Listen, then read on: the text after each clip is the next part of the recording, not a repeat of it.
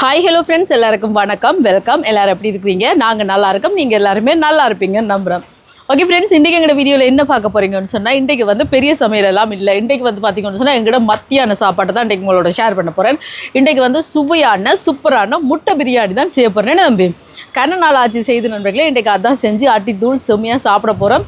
வாங்க செய்யலாம். அதுக்கு முன்னாடி நீங்கள் இப்போ தான் ஃபர்ஸ்ட் டைம் எங்களோட சேனலை பார்க்குறீங்கன்னு சொன்னால் அப்போ மறக்காமல் சோபா சோஸை சப்ஸ்கிரைப் பண்ணுங்கள். அப்படியே பக்கத்தில் இருக்க பெல் சிம்பிளையும் கிளிக் பண்ணுங்கள்.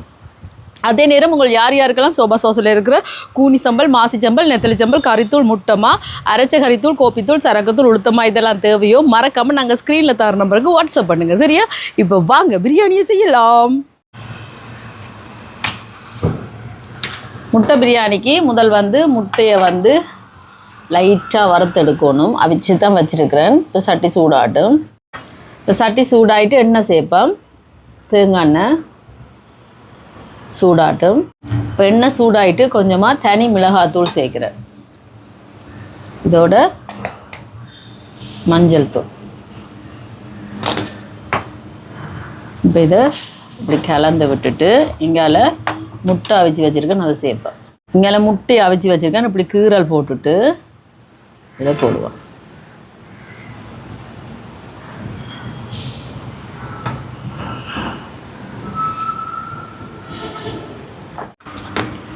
இப்படியே நல்லா கலந்து விடுவோம். இப்போ நல்லா இந்த மாதிரி கலந்து விட்டாச்சு. பார்த்தீங்களா? இப்படியே இருக்கட்டுக்கும். நீங்கள மண் சட்டியில் தான் இன்றைக்கி நான் பிரியாணி செய்ய போகிறேன். இப்போ சட்டியை வைப்போம், சூடாட்டும். இப்போ சட்டி சூடாகிட்டு எண்ணெய் சேர்க்குறேன், தேங்காய் எண்ணெய். இதோட நெய் கொஞ்சமாக சேர்ப்போம். அங்கே பாருங்கள், நான் இன்னும் சமைக்கையில் வந்து நிற்கிற வடிவை வைபோஸ் கொண்டா சாப்பாட்டேண்டு கொஞ்சமாக நெய் சேர்க்குறேன். சூடாட்டுங்க. உள்ளுக்கே வந்துடுவீனும் தெரியுமா? கிச்சனுக்குள்ளே வந்துடுவீனும். அப்படி இல்லாட்டிங்க இதுக்கால வாரது, அந்த பக்கம் ஜன்னலால் வாரது. பட்டை வகையில் சேர்ப்போமா. இது கொஞ்சம் பொரியட்டும். பச்சை மிளகாய் சேர்க்குறேன், வெங்காயம்,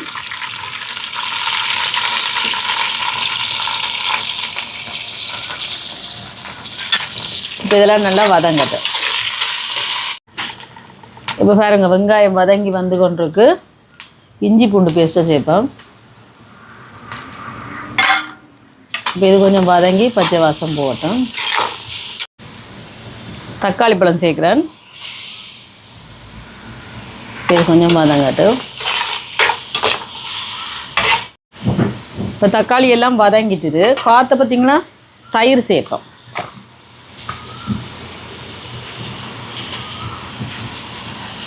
ரெண்டு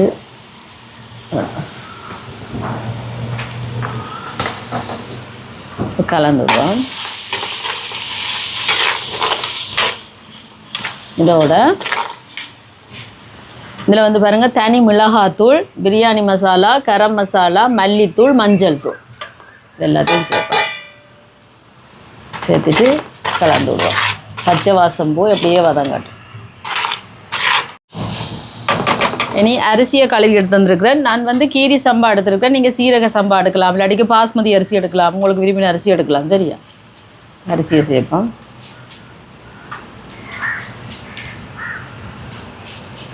இப்போ அரிசியை சேர்த்துட்டு ஒருக்கா கலந்து விடுவோம். இந்த மாதிரி தண்ணி சேர்க்க போகிறேன். நான் வந்து 2 டம்ளர் இந்த டம்ளரால் அரிசி எடுத்தேன். நான் 1 டம்ளருக்கு 1.5 டம்ளர் படி, 2 டம்ளருக்கு 3 டம்ளர் தண்ணி சேர்க்குறேன். 1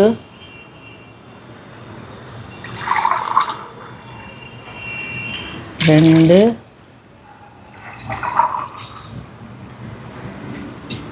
3. இப்போ உப்பு சேர்ப்போம்.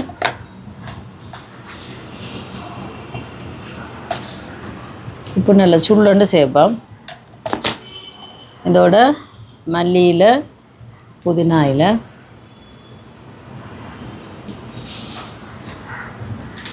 அதுக்கு பிறகு தேசிக்காய் சேர்ப்போம், தேசிப்புளி.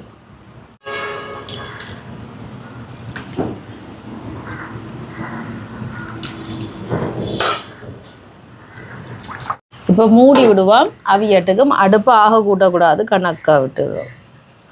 இப்போ அவிஞ்சோன்னா பாப்போம் எங்களை பிரியாணி எப்படி வருதுண்டா. இப்போ பிரியாணி ரெடி ஆகிட்டு உள்ளு கொண்டாந்தாச்சுன்னு சொல்லுங்கள். காற்றுக்கு அடுப்பு 100, அதால் நான் உள்ளு கொண்டாந்து வச்சுட்டேன். இப்போ நிப்பாட்டிட்டு பாருங்கள் எப்படி வந்திருக்கு. இறக்குவோம். இறக்கிட்டு மேலால் கொஞ்சமாக மல்லியில் புதினாயில்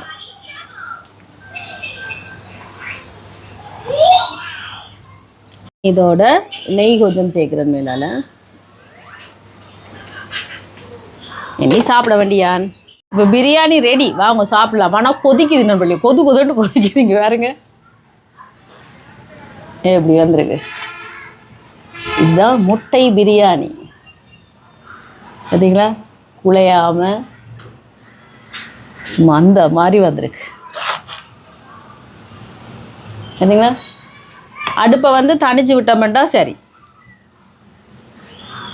அதுக்கு பிறகு இது தயிர் வெங்காயம். சரியான சூடு, அதெல்லாம் பிசுக்கி கொண்டுருந்தேன்னா ஆறிட்டு வாங்க சாப்பிடலாம்.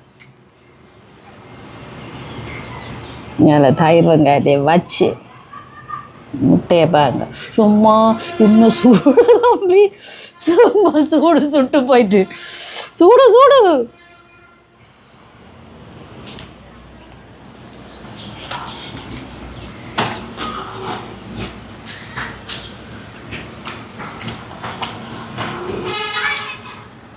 சூட்டுக்கு கண்ணெல்லாம் கலங்குது, அப்படி சுடுது.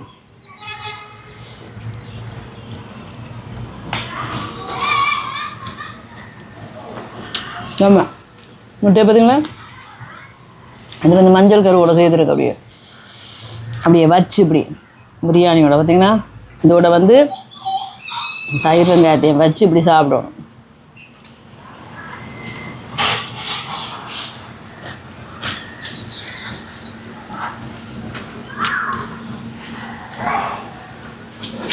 சூப்பராக இருக்குது தெரியுமா. சூட்டோட சாப்பிட்டா தான் சாப்பிட்ட மாதிரியே இருக்கு நண்பர்களே. ஆக ஆறினாலும் சாப்பிட முடியாது, சூடும் இருக்கணும்.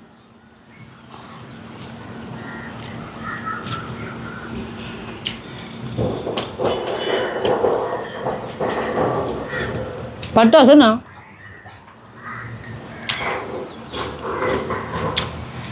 பெருநாள் முடிஞ்சும் கொச்சி கொலையில் இன்னும் பெருநாள் களை எடுபட இல்லை.